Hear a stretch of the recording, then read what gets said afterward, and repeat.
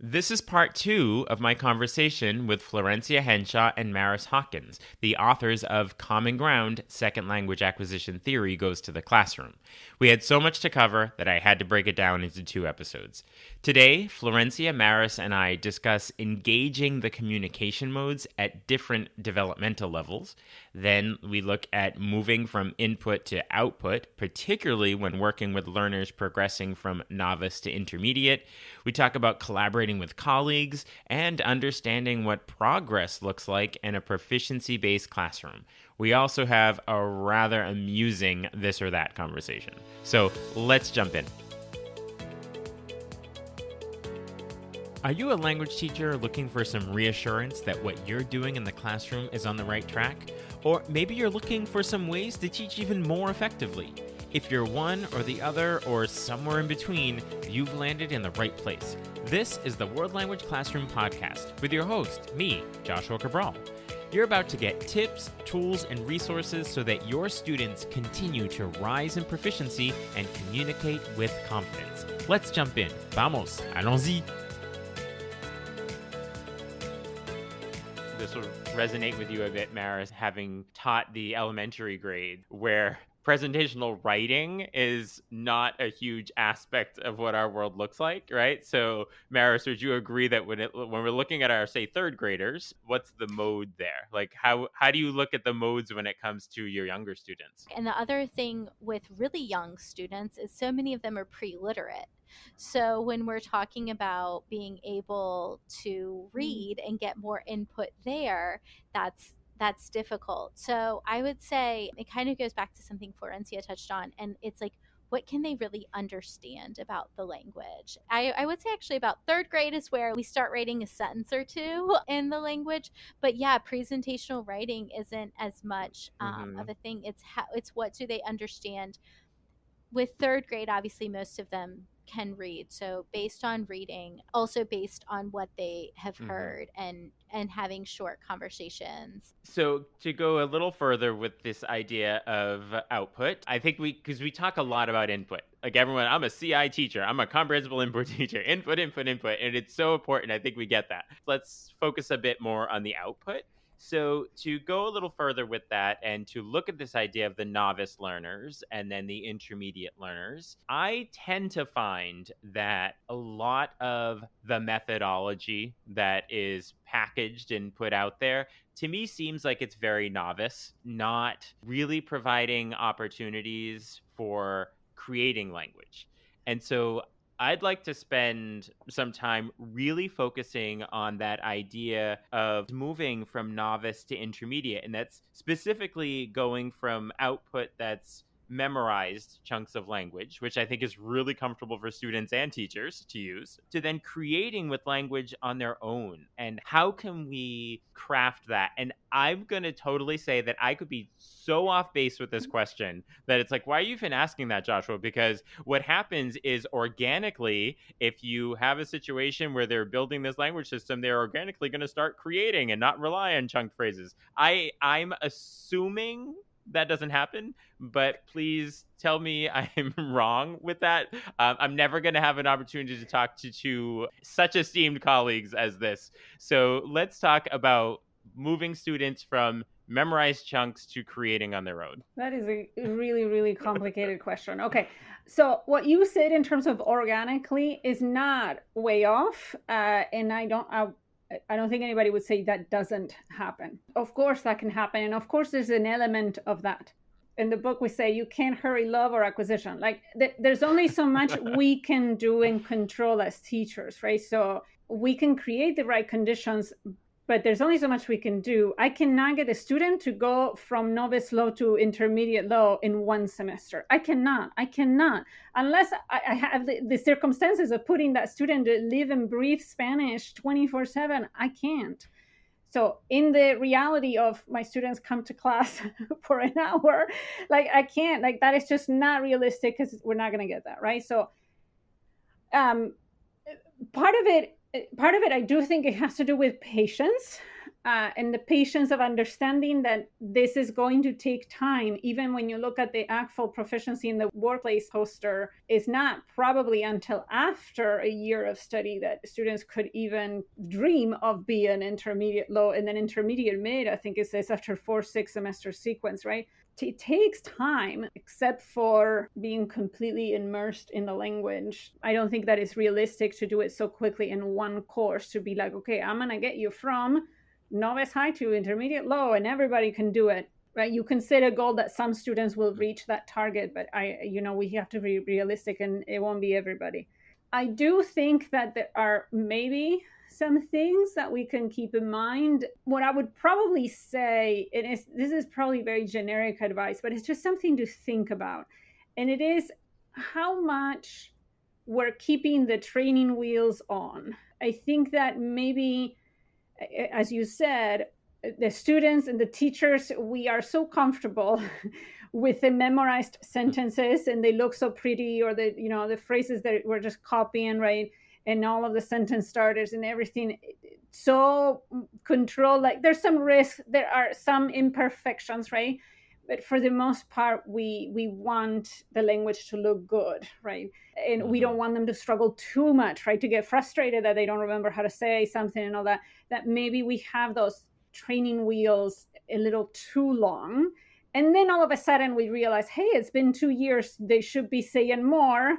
Why aren't you saying more, right? So I think that what I try to do is to increase that spontaneity in writing or unassisted production gradually, so that we're forcing those form meaning connections to stay strong, right?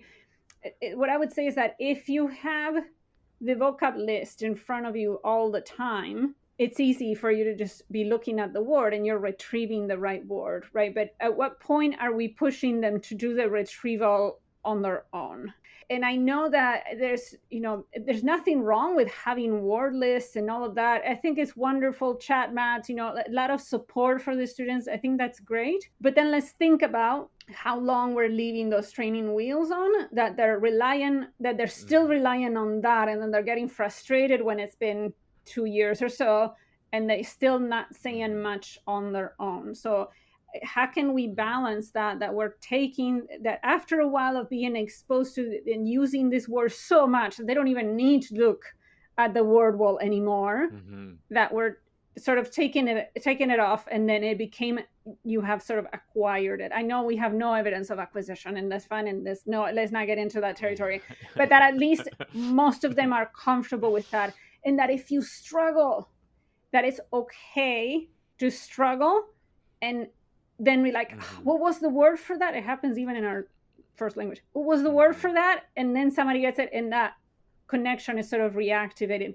That's okay, And then again, like I said at the beginning, rewarding resourcefulness, right? That you don't always have to have the perfect exact word that was in the word wall to communicate whatever you wanted to say. That is just me, because I do assessments where the students have to do unassisted production. And so I need to be gradually getting them there and getting them comfortable with that. And now that scary feeling of, I don't have my dictionary and my word wall and my this and my chat mat and everything in front of me.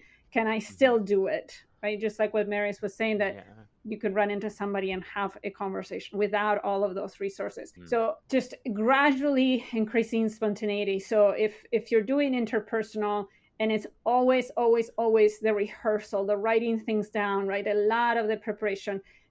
What if you start taking it away? So maybe you give them some time to take some notes, but then put the notes away, and now have the conversation with their classmate in front of you. Just like little by little, that we get them comfortable to not feel like they always need to rely on the training wheels, and that they can do it more on their own. I also think the other aspect of it is not just the memorized part of it, but obviously the quantity of language. And sometimes the quantity of language, I see it a lot, when teachers say, level up, so use more words, to be connecting what you're saying and things like that. And I think that's fine. Sometimes it is simply because the student doesn't say much. We all We all have our preference in terms of how much we like Yeah. to talk and on what topics. So we need to understand that too. So how much of it is simply us prompting the student, hey, tell me more about this, or asking follow-up questions, Yeah. even in writing, right? So if they wrote something, ask them, tell me more about this part, tell me more about this, elaborate here. But then, of course, we need to understand that just because we told them, hey, how about you add a prepositional phrase here, with whom did you go, right? Like that, just because we manipulate their output in that sense, that doesn't mean now you are intermediate mid, right? That maybe it is what they can do with a lot of scaffolding and guidance, that they can produce something that looks like intermediate mid. But for me to say now you are at the intermediate mid level, it would need to be their own production, if that makes sense, their own performance on more than just that one topic, right? So I think it's just maybe because I'm a little bit pickier about that terminology, but I don't think that there's anything wrong with that, with prompting them, helping them where they can elaborate. So there's the two aspects, right? The quantity of language, but then also are they just relying on these phrases and relying on the supports that they always have, or is it more that it's coming from them and their own system? Do you want to add anything to that, Maris? Yeah, I was going to say, I feel like some of the, just kind of reiterating some of the things that I found, one of the key things is just finding something that really engages my students, that makes them want to produce and push more. I think sometimes offering two different types of prompts, like one that's more creative and one that's more maybe quote unquote real world, will motivate students to start to produce more. But then I think kind of one thing I said earlier is telling them what it looks like to elaborate in a language, because I think that's one of the biggest stumbling blocks that I saw with students, is they don't understand, like, yes, you can write a 10 sentence paragraph, but if you're just telling me I eat breakfast, I like lunch, like, and I go to restaurants, and not ever telling me any details to support that, then you're not actually moving into the intermediate levels. So showing them exactly, like, what are we looking for when we're saying elaborate, because I think with my 8th graders especially, that's really where I'm pushing them, is saying, like, can you give me more details about this? Can you give me a specific example from something that we've talked about in class? So supporting them there, because I think that's where some of my students kind of find that stumbling block of, like, yes, I'm writing a lot, but if you're not actually elaborating on it, you're not moving up into that intermediate level. And some of that not elaborating is because it's the comfort zone, right? And it comes down to creating a classroom experience and atmosphere with that risk taking. Like, if we're not creating the risk taking atmosphere, then they're going to keep telling you, I like pizza. The last part of the book, last part of Common Ground, was the reality check. I really appreciated this because it was, again, the reminder that, this isn't an ivory tower theoretical experience, that these are real world things, and Florencia, I'm going to go back and count the number of times you could say, I get it. Some teachers, you're forced in this situation, and it's true. And I love that you say that, because you do get it. You, like, in a way that's what makes this book so powerful, is that it's about the real world experience of taking this tried and true sort of the theory that's out there and making it real. And there were a couple of questions that came up, and these are questions that I think that a lot of teachers would have. And so I just want to talk through a couple of them to have some talking points for teachers.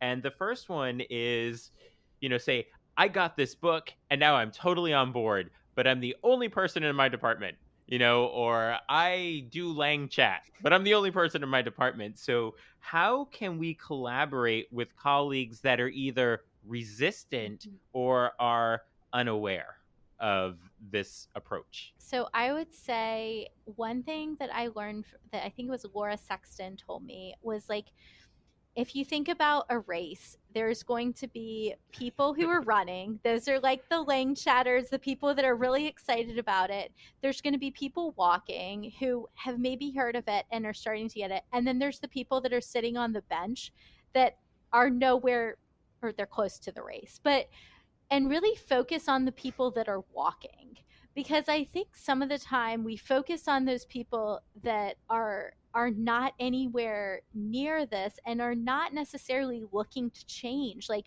they might have a fun classroom, they might have a great relationship with their students might like their class, and they don't feel the need to change. And so I think the more you focus on those people, the kind of frustrated that you're going to get. So if you can focus on the people that are already starting, like maybe they want to do a little bit more speaking in their class, or maybe they really like the cultural sections and want to try to do more culture in the target language. Anyone that you can find that you can kind of focus on that, try to start there, because I think sometimes we think that we should convince everyone who is a world language teacher to make these changes, and that's where we're just going to to frustrate ourselves, and at times become alienated from our departments, which, unfortunately, in kind of social media, I've seen people say like, no one wants to hear my ideas, which is heartbreaking and extremely sad.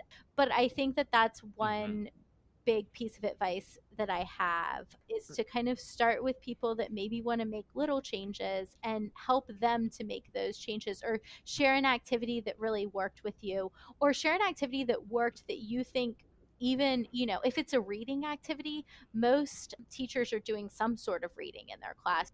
Not to use the cliche, but find that common ground. The other question that the reality check section, and it's this idea of progress. How are we looking at and defining progress in this approach? What I would say, that was my whole keynote at Iowa, right? Unpacking progress.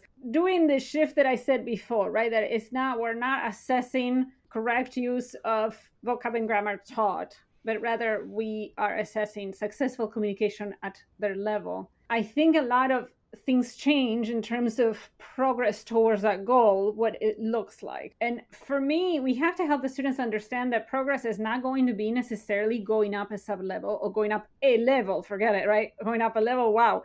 A sub-level, sometimes that is not going to happen in 1 year.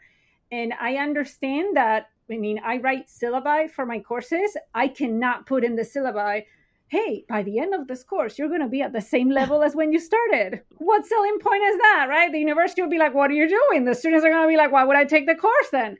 But deep down, you and I know that is the case for many students. They're still at the same level. I cannot promise them they're going to go up a level in 1 year or in 1 semester. So I think we need to rethink what that progress is going to look like. It may not be one sub-level as defined by ACFL, but it can certainly be that they can talk about or understand more topics. And that is progress that we need to show them, that before they didn't know about this and now you know about this, that before maybe you couldn't understand an infographic on this topic and now you can, right? So maybe approaching it from the topics, I think everybody's making progress in that sense for sure. In my case, I do like to help them realize the progress they have made in terms of fluency. That if I ask them the same question I asked them on week 1, that they can respond much faster with fewer hesitations. Not perfect, not native-like, no one's using those terms. It's just in terms of the fluency of how more quickly you can retrieve it from your system, or much more confident. So fewer of these, pauses and restarts. That is progress in my book. So I think we need to just rethink of that, even the resourcefulness that I talked about before. That maybe week 1, if I asked you something, you would get so frustrated that you just couldn't remember the word, and how do you say this and how do you say that, and it feels like you're like tripping over every time you start to talk or you start to write. And then if I ask you to do that now, the same thing, the same topic again, the same question again, that you're going to be like, okay, maybe I still don't remember that word or don't know, but I know that I can simplify it and use this other word, right? That resourcefulness is progress, right? So I think that we just need to package it differently. It's not going to look like the guidelines make it look like, and that's okay. Maybe you made progress in one sub area of the guidelines, not quite you're at the next level, But let's say asking questions. Asking questions is one of those things from the intermediate range, right? That students at the intermediate range are able to ask questions. Maybe they haven't quite gotten there in terms of sustaining sentence level for every topic or even, most topics. But maybe they're doing better at asking questions. Hey, let's celebrate that. That is progress. You're making progress towards that goal. So I think that sometimes we need to not get so caught up. I understand you're doing Apple, you're doing stamp, the seal and all of that, and you want them to get to a level, and yes, go for it by all means. But if you don't need to define it in that sense, if you can just help the students view their progress differently and celebrate those little steps towards the goal, I think that makes a huge difference, even in how you discuss it with parents, with admin, how you present it in your syllabi. We just need to rethink progress and not be so always thinking of levels, right? And like a ladder that you always need to be going up. I'm thinking about progress if you have a very narrow thought process about what progress is. And I'm just thinking, like, the last couple of years with the pandemic, and it was sort of so much was lost, yet there was so much that students learned about resiliency, and there was learning happening. I'm remembering one of the sections, in case you were wondering, and it was about teaching culture. There's always what happens if I have to explain something in the native language? Do I throw everything out the door? And what you ended up putting in there was, sometimes if something doesn't happen in the target language, it doesn't mean that learning isn't happening. And Absolutely. so I just, like, as you were talking, that's what was coming up, that like there are skills happening that aren't necessarily exactly proficiency level based. To think larger about progress. That is a great point. Even when we have students do creative projects, right? So I have my students, for example, create an infographic, create comic strips, right? Create a flyer. Those are skills that people are using in their jobs, right? So that is also progress. If the students are gaining these skills, they're doing it in Spanish, maybe with some errors. That's okay. They're still learning, hey, how do you present information in an infographic? Like, let's look at it, right? It's not just some random icons. If you're going to communicate in a comic strip, you have to be pretty strategic, right? You're not going to write a dissertation, right? You have to be like, how can you write the short things and presenting it? And what about the gestures of the characters? I think that there's so much more that's going into it, that, it goes beyond just the linguistic competence of communicative competence. So this book, as I started saying, Common Ground, I was giddy at the beginning because I was getting to spend this last hour of my life with two people that I really look up to. Yes, I'm going to gush, and that's fine. So this book and your work and your approach has been so inspiring, and it's inspiring so many teachers. I would like to know where you continue to find your drive and inspiration from. Maris, where are you pulling your inspiration from? I would say that I've been really lucky to be involved on Twitter, reading a ton of blogs. I blog too, but that was really kind of where I got my start and where I continue to find a lot of inspiration, and having really close relationships with colleagues that I talk to regularly. So colleagues via Twitter that I talk to a lot, and also my own colleagues that I work with. This year, I'm really lucky because one of my colleagues and I are teaching the exact same class. And so to see how she is looking at lessons that I've taught before and transforming them has been amazing. And then my other colleague who teaches French, we share a lot and we talk a lot, and to see how she has interpreted some activities as well, has been the click that I needed to make them work in my class. And so I'd say, I'm just really lucky to have friends, both local and national, that I get to work with. And then of course going to professional developments is always that jolt that you need. Florencia, where's your inspiration coming from? I think my answer is going to be very, very similar to Mary's, in the sense that social media, I like social media. I know it has its negative aspects, but I like it a lot to just feel inspired sometimes by activities. Meredith White shares so many things on Twitter that are like, oh my God, I can use it, or just you build on it, right? You don't have to always have everything taken straight from somebody, but maybe somebody proposes, so just like we have in the book, and then you go oh, I can do that, with my upper level, but I would need to change the topic and I would change this and I would tweak it to do that. But just that you get the inspiration of that is a fun idea, and now I'm gonna be like expand it, build it, adapt it, twist it, and make it your own, right? And that's the last line of Common Ground, right? It's like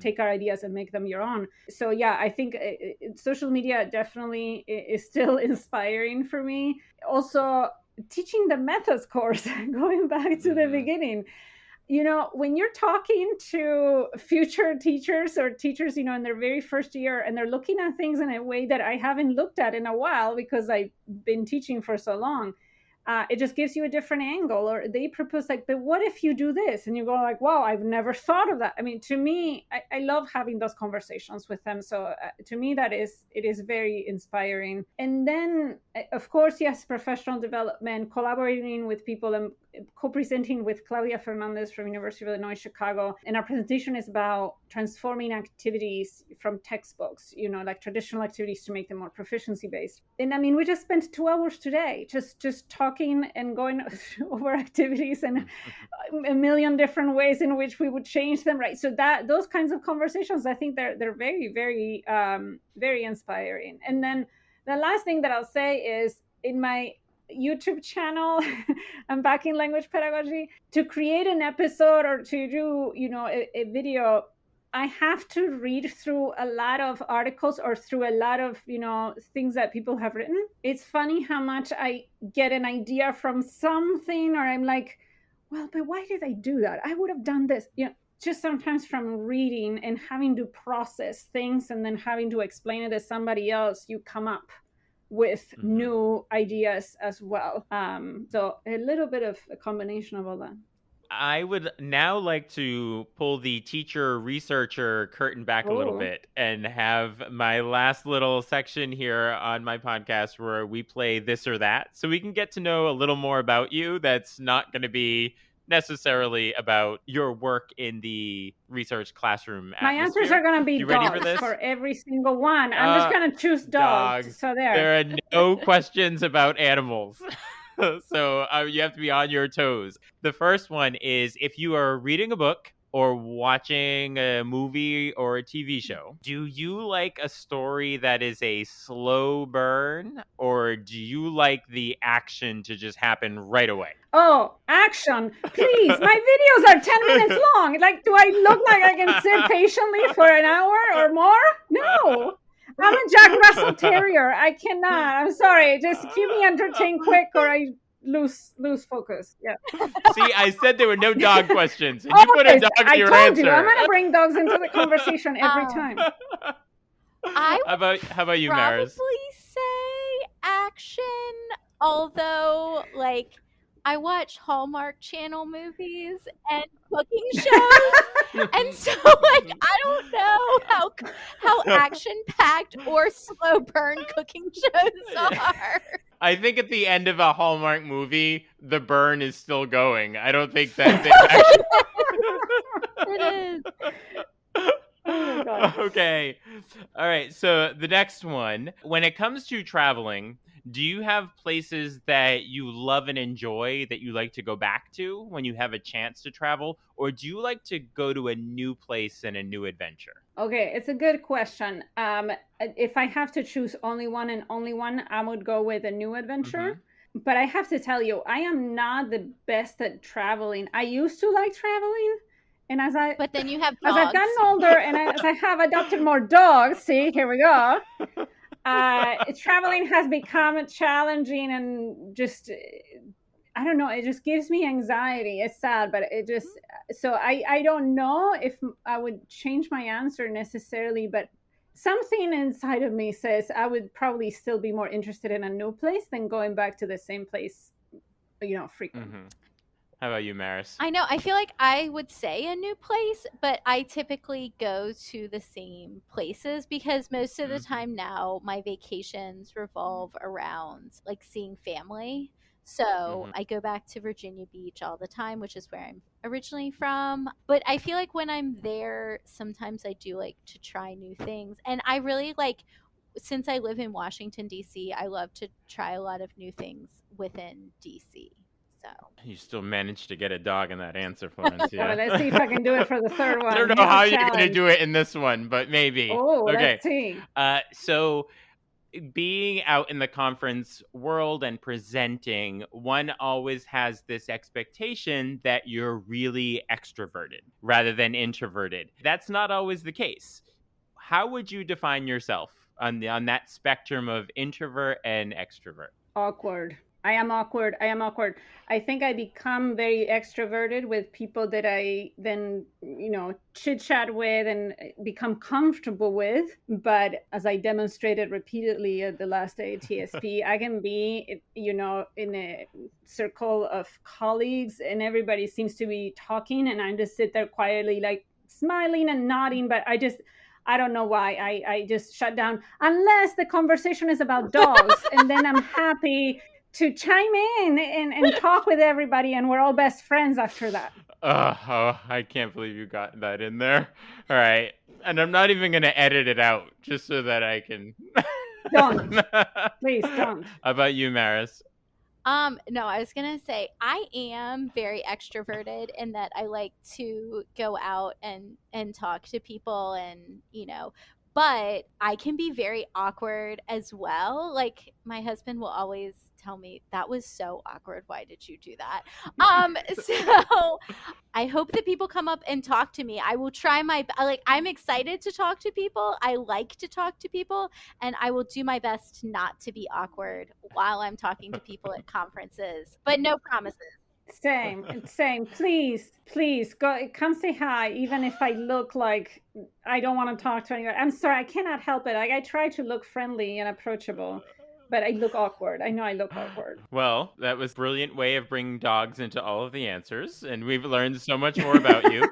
And so I'm sure that there are teachers out there listening that have found ways to connect with both of you. But just as a reminder to them where they can find you, where they can reach out, or if they're reaching out for the first time, where's the best ways to be doing that? For me, it would be Twitter, Prof. F. Henshaw. And then on Facebook is Unpacking Language Pedagogy.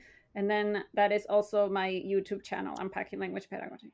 I am Maris Hawkins. So at Maris Hawkins on Twitter. My blog is marishawkins.wordpress.com. Mm-hmm. Luckily, with the name of Maris, I didn't have to be too creative. But teachers may want to reach out to you to talk about Common Ground or dogs.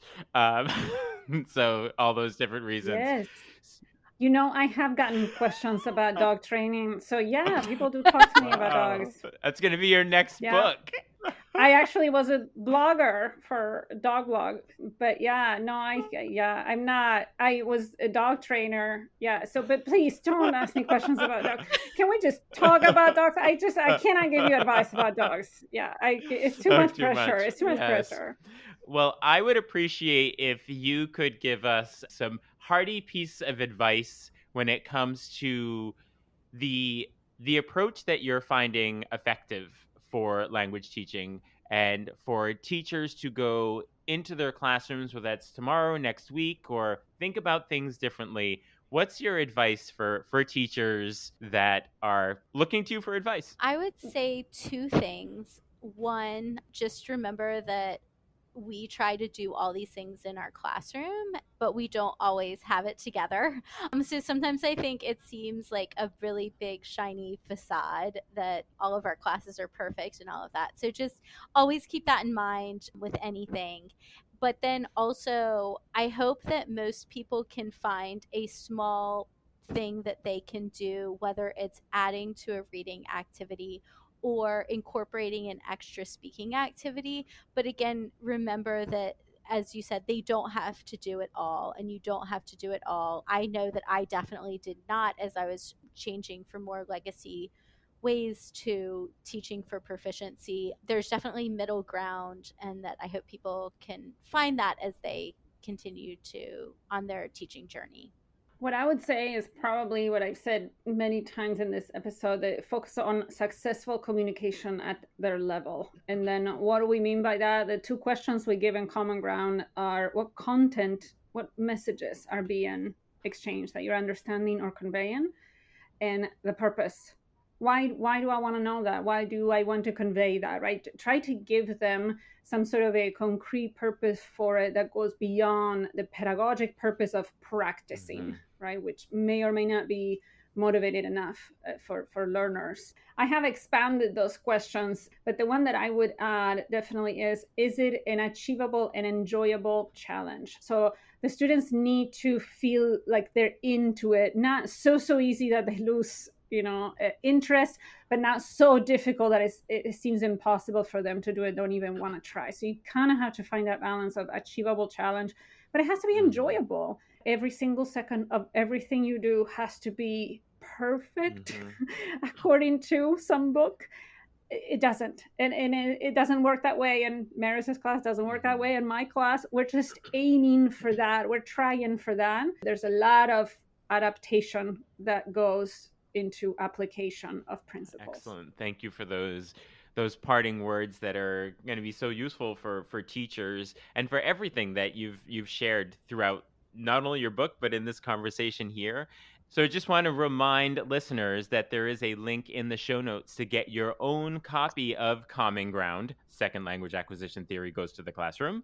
And if you get it through the link to Hackett Publishing and use the code WLC2022, you will get a 25% discount. So make sure that you get it through there. And if you don't have the book already, I recommend getting it absolutely. So thank you so much again, Florencia Henshaw and Maris Hawkins, for putting this book together for us and for joining me to talk about it. I could not be more thrilled for this experience. Thank you so much. We really appreciate the series. We appreciate all the comments we have received from teachers, all the love for Common Ground.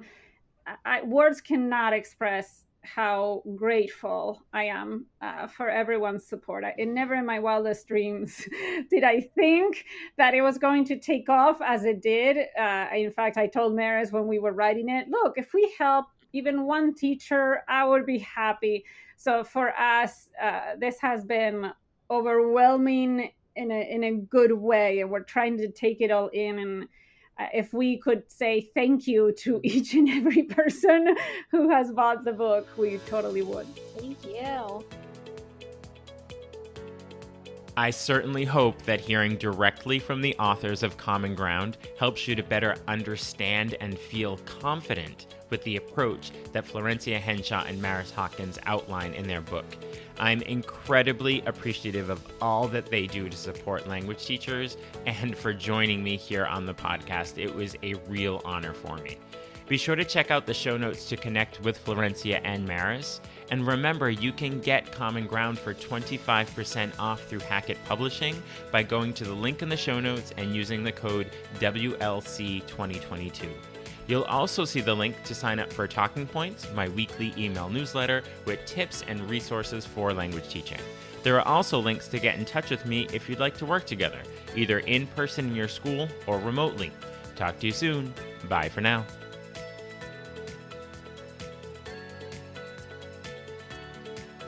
You've been listening to the World Language Classroom podcast. Be sure to follow or subscribe wherever you're listening so you don't miss a single episode. Let's continue the conversation on Twitter, Facebook, or Instagram at WL Classroom. You can also see over 250 blog posts about language teaching at, you guessed it, WLClassroom.com.